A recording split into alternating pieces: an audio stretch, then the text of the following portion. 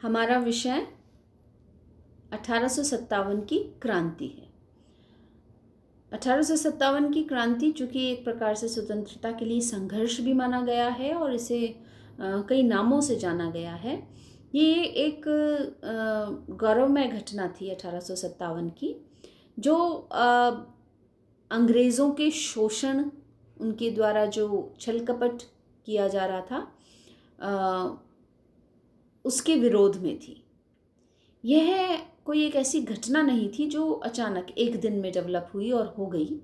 ये एक ऐसा प्रसंग था जिसने भारत के प्रत्येक क्षेत्र पर अपना प्रभाव छोड़ा था और ये एक तरीके से ये विद्रोह भारत के अनेक वर्गों में व्याप्त था, जो जिसकी की शुरुआत हम ये कह सकते हैं कि सैनिकों के विद्रोह के रूप में हुई। संपूर्ण भारत में जनता, कृषक वर्ग, मजदूर, हस्तशिल्पी, रजवाड़े, शासक सभी अंग्रेज़ी जो व्यवस्था थी उससे पीड़ित थे और उन सब के मन में एक आक्रोश था। और ये आक्रोश जो था वो जो कि कंपनी के विरोध में, उनकी नीतियों के विरुद्ध में था। ये धीरे धीरे विदेशी सत्ता के प्रति घृणा के रूप में डेवलप होने लगा था और ये अंदर ही अंदर सुलग रहा था। ये हम कह सकते हैं कि ये जो ज्वालामुखी था, जो कि भीतर सुलग रहा था, वो डलहौजी के आने के बाद, डलहौजी द्वारा जो नीतियाँ लागू की गई, उन नीतियों की वजह से फूट के बाहर निकल गया और उसकी शुरुआत एक सैनिक विद्रोह के रूप में हुई और धीरे धीरे ये विद्रोह जो था वो उसने एक बड़ा रूप लिया, एक विकराल रूप ले लिया अंग्रेज़ी शासन के लिए, जो 1857 की क्रांति के रूप में हमें नज़र आया। अंग्रेज़ों की जो प्रतिक्रियावादी नीति थी उसका समय समय पर विरोध हो रहा था। जुलाई 1806 में वेलोर के अंदर कंपनी की जो सेना थी उसमें भारतीय सैनिकों ने, यानी देशी सैनिक जिनके नाम से जो जाने जाते थे, उन्होंने विद्रोह किया था। 1824 में कोलकाता में बैरकपुर की छावनी में विद्रोह हुआ। 1831 से 33 के बीच में कोल में विद्रोह हुआ। 1848 में कांगड़ा जसवार में विद्रोह हुआ। 55-56 में संथाल में विद्रोह हुआ और इस तरीके से हम देखते हैं कि कई विद्रोह हुए। यद्यपि अंग्रेज़ों ने अपने इन सारे विद्रोहों को, जो भी विद्रोह हुए थे उनके विरोध में, उन्हें अपने सैनिक बल के आधार पर दबा दिया था, लेकिन 1857 का जो विद्रोह था उसकी पृष्ठभूमि इन्हीं विद्रोहों के वजह से तैयार हुई है। ये हम कह सकते हैं कि इन विद्रोहों ने 1857 की पृष्ठभूमि को तैयार कर दिया था और ये जो विद्रोह हुआ 1857 का, ये अंग्रेज़ी काल का सबसे व्यापक विद्रोह था। इसके कारणों की यदि हम बात करें तो हम देखते हैं कि एंग्लो इंडियन इतिहासकार तो ये कहते हैं कि असंतुष्ट होने की वजह से, जो चर्बी वाले कारतूस जो इंट्रोड्यूस किए गए थे उसकी वजह से सैनिक असंतुष्ट हुए और ये एक प्रमुख कारण रहा, जो कि उसका तात्कालिक कारण भी था। लेकिन आधुनिक भारतीय इतिहासकारों ने ये सिद्ध किया है कि केवल कारतूस ही एकमात्र कारण नहीं रहा था इस विद्रोह का। इसके कारण बहुत ही गूढ़ थे, जो 1857 में प्लासी के युद्ध से शुरू हुए और 1757 में प्लासी के युद्ध से शुरू हुए और जो 1857 में सैनिक विद्रोह के रूप में सामने उभर के आए। ये भारतीय इतिहासकार मानती कि 100 वर्षों का जो काल अंग्रेज़ी काल रहा या कंपनी का जो काल रहा, इन 100 वर्षों ने जो भारत की परिस्थितियां भारत में उत्पन्न करी, वो इस विद्रोह का मूल कारण रही या इस विद्रोह की पृष्ठभूमि रही। मंगल पांडे, जिसने कि एक अंग्रेज़ी अधिकारी की हत्या कर दी थी और चर्बी वाले कारतूस के मुद्दे को लेकर ही ये विद्रोह उत्पन्न हुआ था। ये एकमात्र चिंगारी थी, लेकिन विस्फोटक पदार्थ जो थे वो राजनीतिक, सामाजिक, धार्मिक, आर्थिक बहुत सारे कारण थे, उनमें दबे हुए थे और फिर वो फैल गए और पूरी तरीके से उन्होंने अंग्रेज़ी कंपनी जो थी उसको चुनौती दी। राजनीतिक कारणों की हम बात करें तो डलहौजी द्वारा जो नीतियाँ अपनाई गई थी, उसकी साम्राज्यवादी नीति एक बहुत बड़ा कारण रही। उसने गोद निषेध सिद्धांत जो भारतीयों पर लागू किया था, जिसके तहत उसने सतारा, नागपुर, झांसी, जैतपुर, उदयपुर इत्यादि राज्यों पर अपना ज़बरदस्ती का अधिकार स्थापित कर लिया था। ये एक बहुत बड़ा कारण रहा था असंतोष का। डलहौजी ने राजाओं की पेंशन बंद कर दी। राजाओं को जिनके की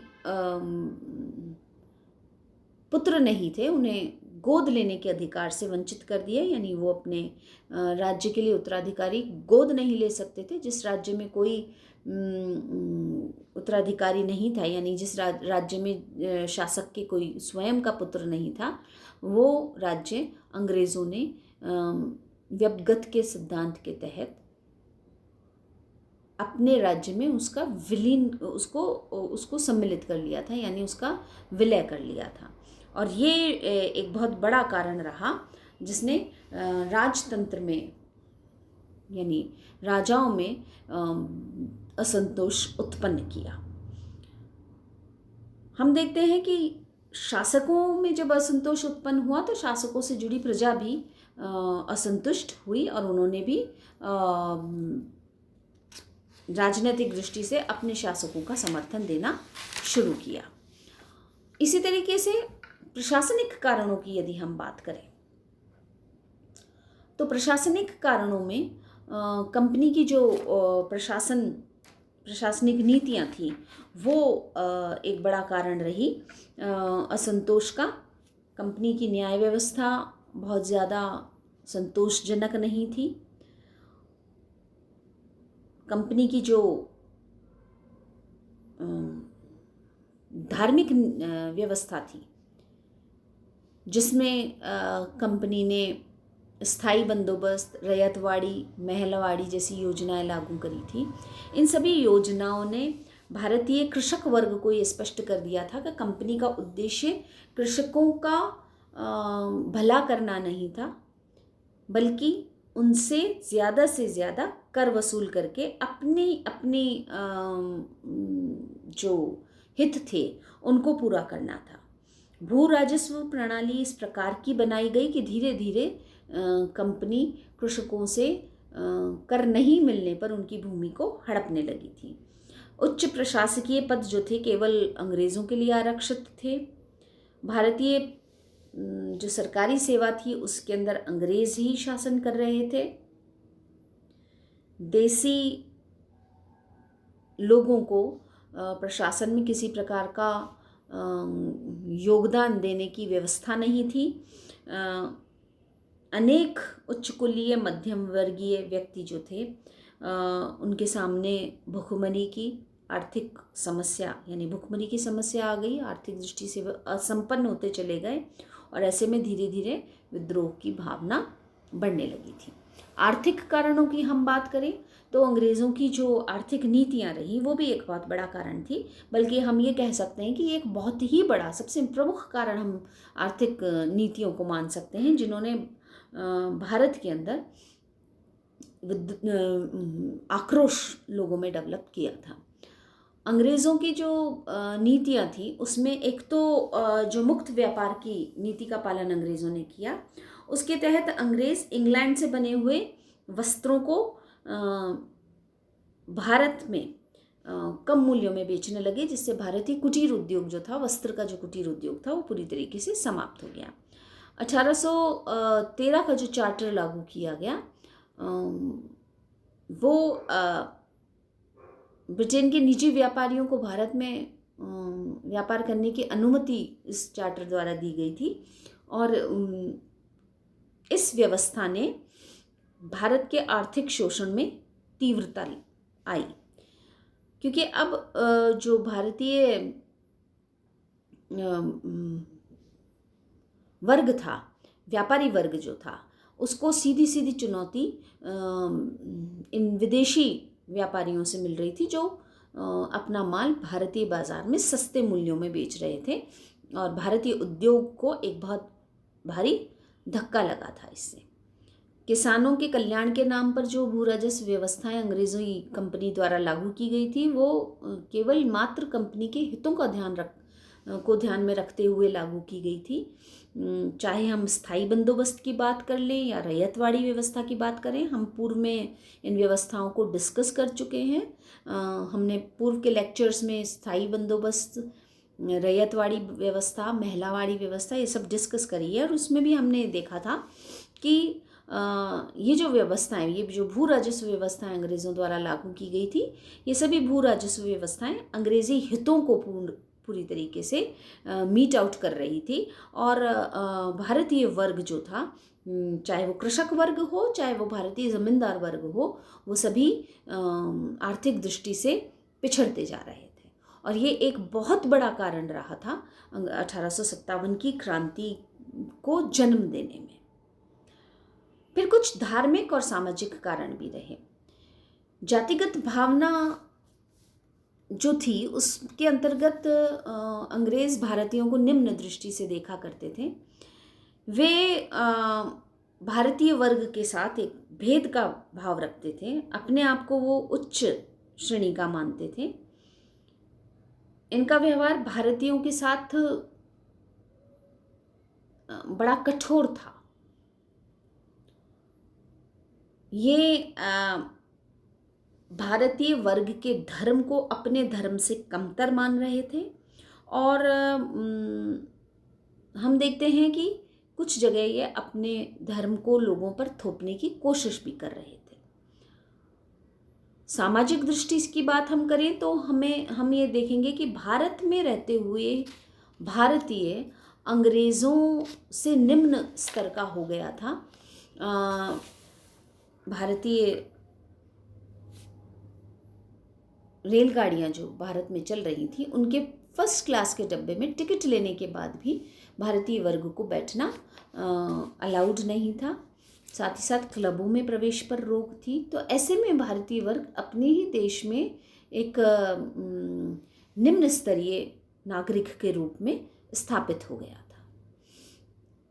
साथ ही साथ कुछ नियम कानून जो अंग्रेज़ों द्वारा लागू किए गए भारतीय रीति रिवाजों से संबंधित, वो भी भारतीय वर्ग द्वारा एक अवांछनीय हस्तक्षेप समझा गया था, और ये एक कारण रहा जिसने 1857 की क्रांति को जन्म दिया।